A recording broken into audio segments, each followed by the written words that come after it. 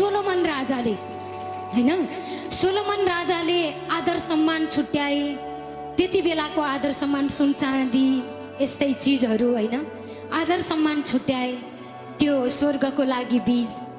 जब उनले आदर सम्मान छुट्याए तब परमेश्वरले भन्नुभयो, सोलोमन के चाहन्छौ तिमी भन्दा त सोलोमनले भने, तपाईले जनताहरू प्रशस्त दिनुभएको छ, तर ती जनताहरूलाई हैन एकदमै सही तरिकाले, सही उपदेशबाट, सही वचनबाट, तपाईको सत्य योजनाबाट चलाउन सक्ने क्षमता र सबैलाई असल तरिकाले प्रेम गर्ने त्यो तरिका दिनुस् भनेर सोलोमन राजाले परमेश्वरसँग के मागे?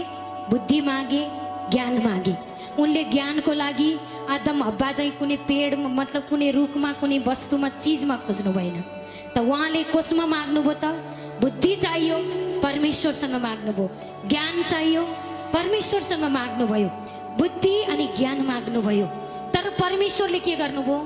तैँले धन माग्न सक्तिस्, तैँले गाडी माग्न सक्तिस्, तैँले ऐश आरामको चिज माग्न सक्तिस्, तर बुद्धि र ज्ञान मागेको कारणले धन सम्पत्ति पनि मैले प्रशस्त मात्रामा वर्षाइसकेँ भनेर परमात्मा पिताले के गर्नुभयो? धन सम्पत्ति, ऐश आराम, पद प्रतिष्ठा, मान मर्यादा, बुद्धि ज्ञान, तीव्रता परमेश्वरले के गर्नुभयो? सोलोमन राजाको जीवनमा प्रकट गर्नुभयो। त्यस्तै आज परमेश्वरले पनि हामीलाई भन्नुभएको छ, जहाँ जहाँ महिमा गर्नुभएको छ, तपाईहरू सबैजना राजदूत हो, स्वर्गको राजदूत हो। तपाईहरू कोही पनि कमजोर होइन। म त कमजोर हो, म त गरिब हो, म त तल्लो जातको मान्छे हो, म त कालो मान्छे हो हैन, म दुखी मान्छे हो नै। म त ईश्वरले चुनेको असल सन्तान हो, परमेश्वरको सन्तान हो। मद्वारा मेरो परमेश्वरले उद्धारको काम, महिमाको काम, एकदमै हरेकलाई जीवन दिने काम, हरेकलाई उत्साहित गर्ने काम मेरो परमेश्वरले गरिसक्नुभयो। जब यो मन गर्नुहुन्छ अनि परमेश्वरसँग माग्नुहोस्। तपाईले महिमा गर्दै गर्दा जन कम हुनुहुन्छ भने पनि परमेश्वर पिता तपाईले अटाई नअटाई जनहरू बर्सात गराइसक्नुभयो। तपाईले चुनी चुनिकन ल्याइसक्नुभयो। यस्तो जन लिएर आउनुभयो परमात्मा, भुस होइन, चामल जस्ता पोटिला रसिला। तपाईको वचनलाई प्र्याक्टिकल गरेर, प्रयोग गरेर एकदमै तपाईको वचन अनुसार चल्ने योग्यताको तपाईको सन्तान तपाईले सम्हाल्नै नसक्ने वर्षाइसक्नुभयो, ल्याइसक्नुभयो। धन्यवाद ईश्वर। यसो मसीहको नाउँमा भन्नुहोस् हैन। त लिडर कम छ भने पनि फसलको परमेश्वरसँग प्रार्थना गर्नुहोस्। फसल त धेरै छ परमेश्वरमा, फलहरू धेरै छ, गवाईहरू धेरै छ, उद्धारहरू धेरै छ, आनन्दहरू धेरै छ परमेश्वरमा, धन सम्पत्तिहरू पनि धेरै छ परमेश्वरमा, सुख शान्ति पनि धेरै छ परमेश्वरमा। त आजैबाट के माग्नुहोस् त पिता परमेश्वर? त तपाईले तयार पारेको खेत, तपाईले खेत दिनुभएको छ, यो खेतमा महिमा गर्ने सुयोग्य लिडर पनि तपाईले बर्सात गराइसक्नुभयो, दिइसक्नुभयो। असल असल वचनलाई टिपेर, असल असल सोच, तपाईको तर्फबाट जे कुरा तयारी छ, तपाईको तयारी कुरा अनुसार, तपाईको तयारी वचन अनुसार चल्ने योग्यको लिडर पनि तपाईले आशीर्वाद वर्षाइसक्नुभयो। धन्यवाद ईश्वर। भइसक्यो हैन। धनको कम थियो भने अब छ नभन्नुहोस्, थियो। धनको कम छ भने हाम्रो ईश्वर त धनको पनि भण्डारे हुनुहुन्छ। हाम्रा गुरु येशू मसीह आफू गरिब भएर हामीलाई धनी बनाउनु भयो। हामी धनी ईश्वरको सन्तान, हामी कंगाल ईश्वरको सन्तान होइन, कंगाल बाउको सन्तान होइन, हामी त धनी ईश्वरको सन्तान। यो सारा विश्व हाम्रो पिताको, यो सारा जगत हाम्रो पिताको, त जो पिताको हो त्यो हाम्रो हो। हामी कंगाल छैनौँ, हामी रोगी छैनौँ, हामी कष्टमा छैनौँ, हामी गरिब छैनौँ, हामी ऋणमा छैनौँ, हामी धनै धनको आत्मामा, धनै धनको स्वर्ग स्थानमा येशू मसीहमा परमेश्वरले प्रकट गरिसक्नुभयो, ल्याइसक्नुभयो। धन्यवाद पिता येशू मसीहको नाउँमा। त निसन्तान हुनुहुन्छ भने परमेश्वरसँग भन्नुहोस्, पिता तपाईले भन्नुभएको छ आकाश मुनि भएका हरेक प्राणीलाई हरेकको लागि समय छ, रोप्ने पनि समय, उखाल्ने पनि समय हैन। त छाट्ने पनि समय, त अगाडि बढाउने पनि तपाईँको समय छ हैन। घाम झुल्किने पनि समय छ, घाम डुब्ने पनि समय छ। बुझ्नुभयो नि? हामी सबको लागि के छ? समय छ। जब धैर्य गर्नुहुन्छ ईश्वर पिताले समय समयमा योग्यताको कार्य पिता परमेश्वरले प्रकट गरिसक्नु भएको छ। त्यसैले सन्तान छैन भने पनि आजबाट बोल्नुहोस्, मेरो सन्तान भइसक्यो। धन्यवाद ईश्वर, सन्तान हुनबाट बन्द राख्ने शैतानलाई हटाइसक्नुभयो। सन्तान हुनको लागि पनि तपाईँले आशीर्वाद दिइसक्नुभयो। सन्तानको आशिष पाइसके पिता, यो बोल्न सुरु गर्नुहोस् आजबाट। सन्तानको आशीर्वाद, त्यो पनि कस्तो सन्तान? मसीह येशू जस्तो सन्तानको आशीर्वाद येशू मसीहमा तपाईँले दिइसक्नुभयो। अब महिमा गरिरहनु भएको छ। काहीँ विरोध भएर, केही कष्ट भएर बन्द भएको थियो भने ईश्वरको राज्य कहिले पनि बन्द हुँदैन। परमेश्वरले बन्द गर्नलाई हाम्रो उहाँको राज्य हामीमा दिनु भएन। आजैबाट भन्नुहोस्, धन्यवाद ईश्वर, तपाईँको स्वर्गको राज्य प्रकट गरिसक्नुभयो, राज्य पनि बढाइसक्नुभयो, पुरा आशीर्वाद पनि तपाईँले वर्षात गराइसक्नुभयो। धन्यवाद पिता, भइसक्यो हैन।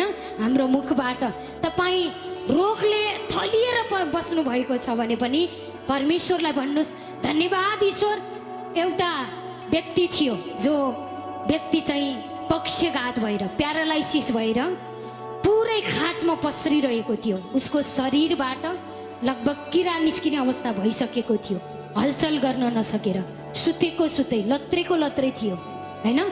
त जब गुरु येशू मसीहले भिडमा शिक्षा दिन लाग्नुभयो, अब त्यो भिडको कारणले गुरुको अगाडि त्यो मानिसलाई ल्याउन सकिएन। खाटै सहित बोकेर त्यो पसरेको मान्छेलाई, प्यारालाइसिस भएर, पक्षघात भएर लडेको व्यक्तिलाई अनि अगाडि ल्याउन त गाह्रो भयो, एकदमै भिड थियो।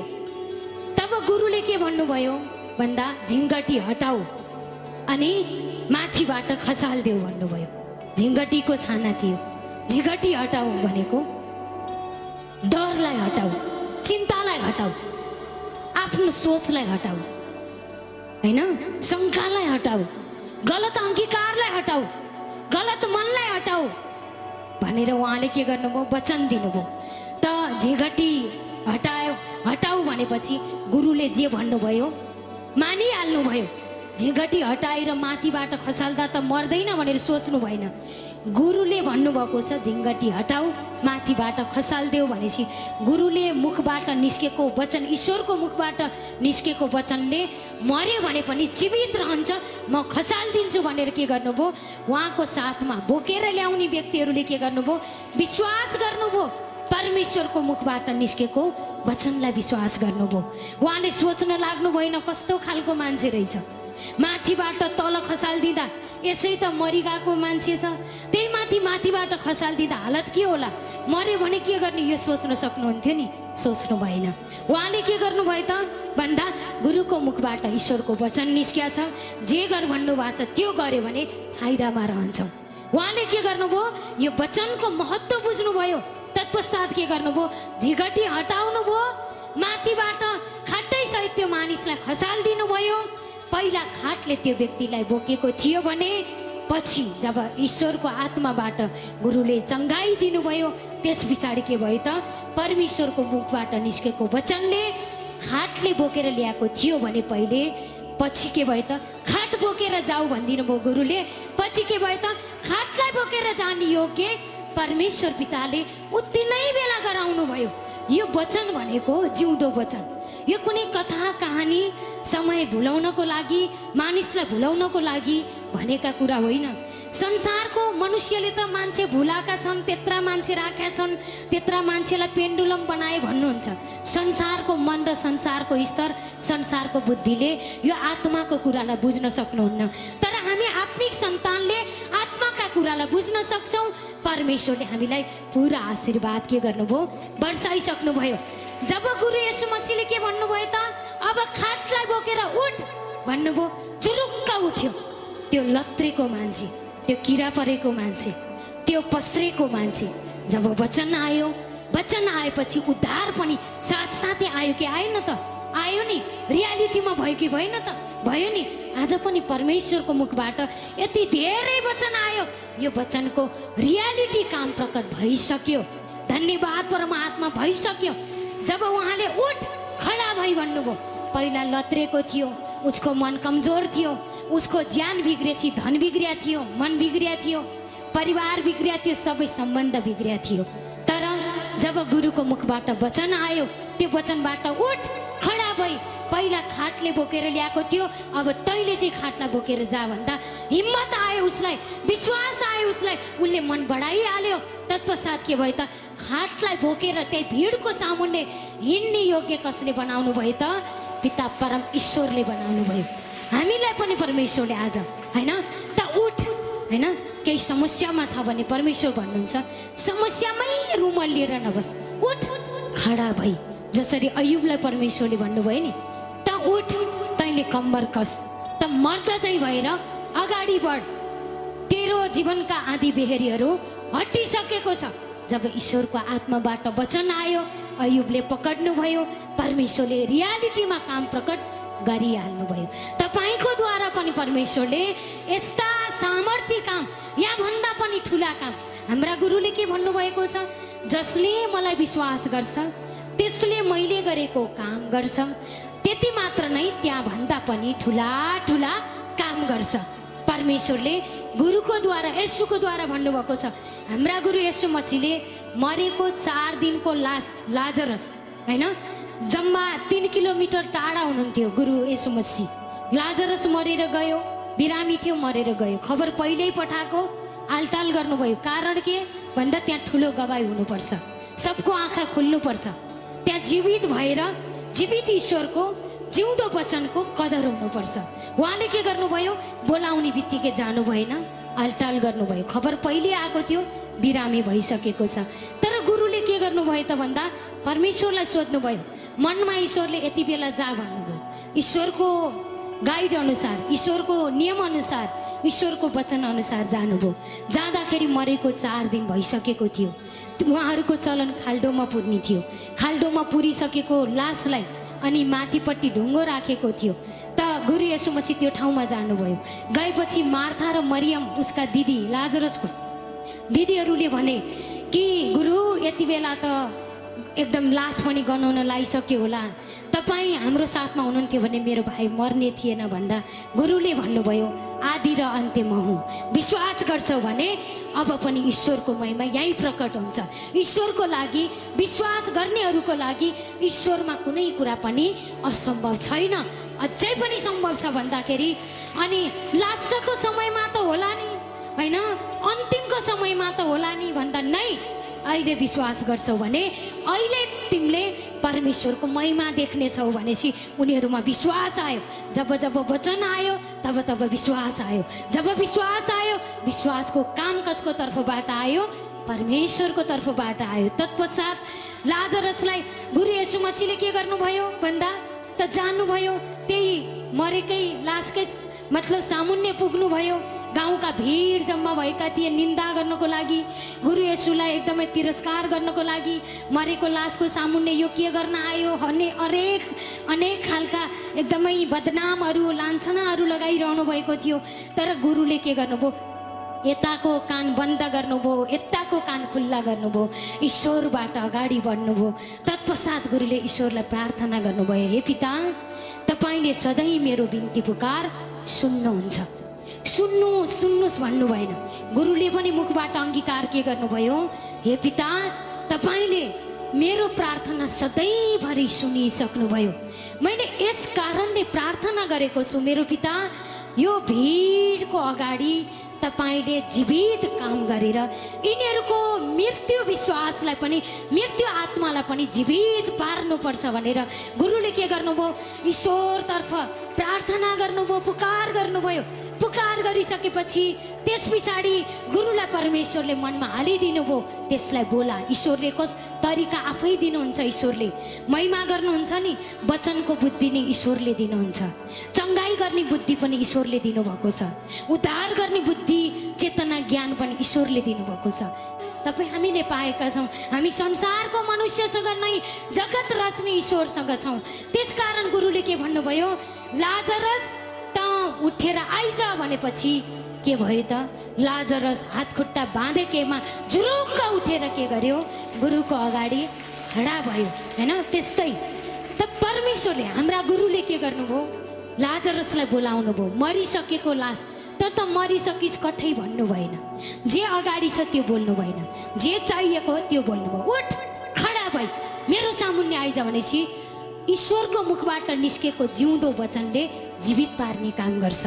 उहाँलाई विश्वास थियो, त्यसैले उठेर आइज भनेपछि झुरुक्क उठेर आयो। केले जीवित पार्यो त? ईश्वरको मुखबाट निस्केको वचनले जीवित पार्यो। त्यही काम गर्ने गुरुले आज तपाईँ हामीलाई भन्नुभएको छ, यदि तिमीले म माथि विश्वास गर्छौ र मैले गरेका कामहरू पनि गर्ने मन गर्छौ भने मैले गरेको काम भन्दा पनि ठुला ठुला आश्चर्य र उदेक लाग्दा काम तिमीद्वारा परमेश्वर पिताले गरिसक्नुभयो। धन्यवाद गर, भइसक्यो हैन? परमेश्वरले आज तपाईँ हामीलाई महान योजना, महान शक्ति, महान सामर्थ यीशु मसीहमा प्रकट गरिसक्नुभयो। धन्यवाद परमात्मा पिता, भइसक्यो। तपाईले जब आफ्नै मुखबाट बोल्नुस्, छिमेकीको मुखबाट, अरू कसैको मुखबाट नै तपाईँ निको हुन चाहनुहुन्छ, तपाईँकै मुखबाट निको भएको बोलेपछि तपाईँ निको ईश्वरले पारिसक्नुभयो। कोही छिमेकीको मुखबाट, कोही अरू कसैको मुखबाट नै, तपाईँकै मुखबाट निस्केको ईश्वरको वचनले तपाईँलाई निको, तपाईँलाई उद्धार, तपाईँलाई सुख, तपाईँलाई शान्ति, तपाईँलाई स्वर्ग स्थानमा जगतका मालिक पिता परमेश्वरले प्रकट गरेर राखिसक्नुभयो। धन्यवाद ईश्वर, म त यस्तो स्वर्ग स्थानमा छु। धन्यवाद पिता, म त यस्तो स्वर्गको जीवन पाएको हामीले सोचिराख्नै पर्दैन। अब गुरु येशू मसीहले त्यो मरेको लासलाई मतलब उठेर आइज भन्दाखेरि के भन्नु होला, कसो भन्नु होला, कसले के भन्ला, फेरि मैले यसरी आइज भन्दा आएन भने के गर्ने सोच्नु भएन। उहाँले के गर्नुभयो? फुल्ली विश्वास ईश्वरमा दिनुभयो। ईश्वरको मुखबाट निस्केको वचनले जीवित हुन्छ भन्ने विश्वास गर्नुभयो। त्यही विश्वास अनुसार उहाँमा के भयो त? विश्वासको काम कसले प्रकट गर्नुभयो त? कसले प्रकट गर्नुभयो त? हजुर बोल्नुहोस् त, कसले? हाम्रो पिता परमेश्वरले हैन? विश्वास लागेको छ कि छैन हजुरहरूलाई? पक्कै लागेको छ। तपाईहरू सबको द्वारा परमात्मा पिताले यहाँ गुरु येशूले गरेको काम भन्दा पनि ठुला ठुला काम गरिसक्नुभयो। मलाई चङ्गाई चाहियो, कोहीसँग टाउको थाप्नु पनि नै। ग्रहण गरेको दिनबाट ईश्वरको हात तपाईँको शिरमा हमेसा छ। बुझ्नुभयो नि? कोही मनुष्यको हात राख्नु जरुरत छैन। ईश्वरको हात नै तपाईँको शिरमा छ। ईश्वरले त्यो हात कहिले हटाउनुहुन्न। तपाईँले त्यागे पनि उहाँले कहिले त्याग्नुहुन्न। जस्तै योनाले त्यागे नि त ईश्वरको वचनलाई, तर ईश्वरले त्याग्नु भयो त? नै हैन? ईश्वरले त्याग्नु भएन, नष्ट हुन दिनु भएन। त के गर्नुभयो त? मृत्यु जस्तो हालतबाट पनि के गर्नुभयो? छुटकारा गराउनु भयो। हाम्रो जीवनमा त मर्नै पर्ने हालत त छैन। यति होला, क्यान्सर होला, प्रेसर होला, हेपाटाइटिस बी होला, एड्स होला, किडनी फेल भएको होला, आँखा बिग्रेको होला, ढाड बिग्रेको होला, मन बिग्रेको होला, सोच बिग्रेको होला, तर ईश्वरको जीवित वचन खाएर आजबाट केही बिग्रेको छैन। निर्माण गर्ने परमेश्वरले पुरै निर्माण गरेर पुरै सही बनाएर दिइसक्नुभयो। हाम्रो परमेश्वर त हाम्रो पिताजी हुनुहुन्छ। एउटा भाँडो बनाउँदै गर्दा बिग्रियो भने अर्को भाँडो बनाइदिइहाल्नुहुन्छ उति बेलै। हामी बिग्रेका थियौँ हिजोको दिनमा, आज फेरि अर्को नयाँवाला भाँडा तयार पारिहाल्नुभयो। हामी नयाँवाला येशू मसीह हो। हामीमा केही कुरा बिग्रेको हुँदैन। चिन्ता जति ईश्वरलाई दिनुहोस्। चिन्ता भन्ने कुरा आफ्नो होइन, चिन्ता भन्ने ईश्वरको हो। तपाईँ आफूले के गर्नुहुन्छ र के गर्न सक्नुहुन्छ र चिन्ता गर्ने? गर्दिन भन्दा नै आउँछ त्यो कहिले कहिले, तर तपाईँले त्यसलाई भगाउने तरिका के हो? येशू मसीहमा तेरो राज्य छैन, येशू मसीहमा ईश्वरको राज्य मसँग छ। त चिन्ता, त डर, त कमजोरी केही चिजहरू पनि मसँग रहनु हुँदैन। मलाई मेरो ईश्वर पिताले चिन्ताको साइडमा होइन, चिन्ताको नगरमा होइन, डरको नगरमा होइन, रोगको नगरमा होइन, आदम र हव्वा गिरेको कुर्सीमा राख्नु भएको होइन। परमेश्वरले गुरु येशू मसीहले जितेको सिंहासनमा र परमेश्वरको स्वर्गको स्थानमा राख्नु भएको। आदम हव्वा गिरेको कुर्सीमा होइन, येशू मसीहले सारा जगतका रोग समस्या बाधा कठिनाइबाट जितेको सिंहासनमा राख्नु भएको। त्यसैले परमात्मा पितालाई अनगिन्ती धन्यवाद गर्छु। येशू मसीहको नाउँमा यिनै वचनबाट सबैको जीवनमा, सबैको घरमा, परिवारमा, अन्न अनाजमा, घर परिवारमा, सबैको जीवनमा ईश्वरको आशीर्वादको वर्षात भइसक्यो।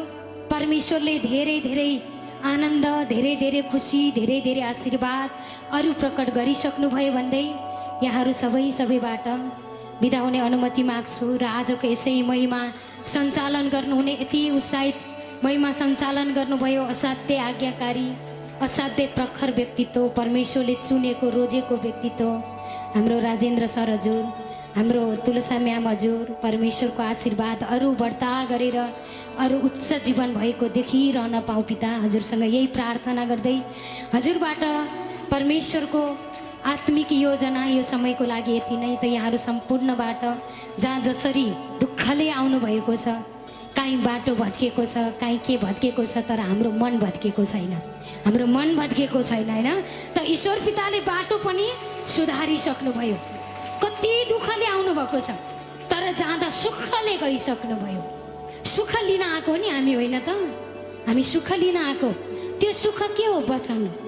अब सुखलाई प्रकट गर्न चाहनुहुन्छ नि, धन्यवाद ईश्वर, भइसक्यो, बोल्नुहोस्, भइसक्यो, आँखा अगाडि भइसक्यो। यो त रियालिटी कुरा, यो त प्रकट हुने कुरा। त्यसैले धन्यवाद गर्छु परमात्मालाई येशू मसीहको नाममा।